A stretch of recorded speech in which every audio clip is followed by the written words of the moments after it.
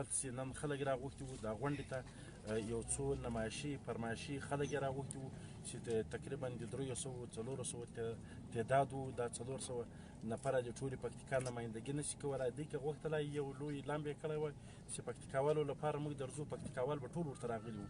نن یې خلکو ته کارتونه ورکړي وو چې بېرته په خلکو باندې شک وو چې دا خلک به ګنه هلته ستونزې ووایي، د پکتیکا مشکلات به ورسره شریکي.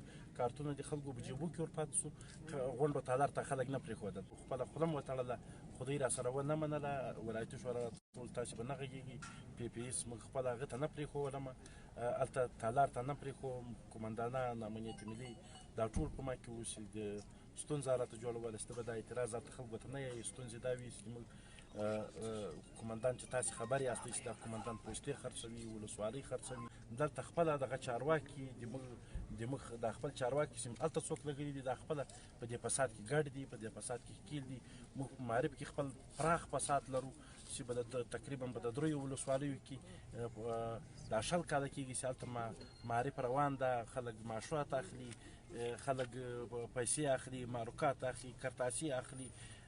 په د 3 ولسوالیو کې په نامه باندې به 4-5 معلمان هلته نسته ده. دا ستونزې موږ د دوی سره شریکولی چې د دغو فاسدو خلکو موږ خلاص کړي دي. خدای په یاد سم خلک موږ ته راولېږي. د پکتیکا سره چې هر څومره ژمنې شوي دي دغه هوایي ژمنې وې، دا په بار بار دلته پکتیکا ته راغلي دي.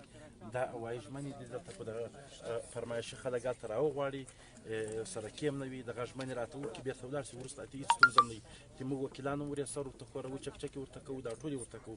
بیا هم وروسته تعقیب کړي نه دي. هغه خلک موږ پېژني چې دا ویده ولس ده، دا نشي راپورته کېدلی. دغو ته خالي یوه ورځ ورځه هلته به دوی خپل فرمایشي خلک درته راوغواړي.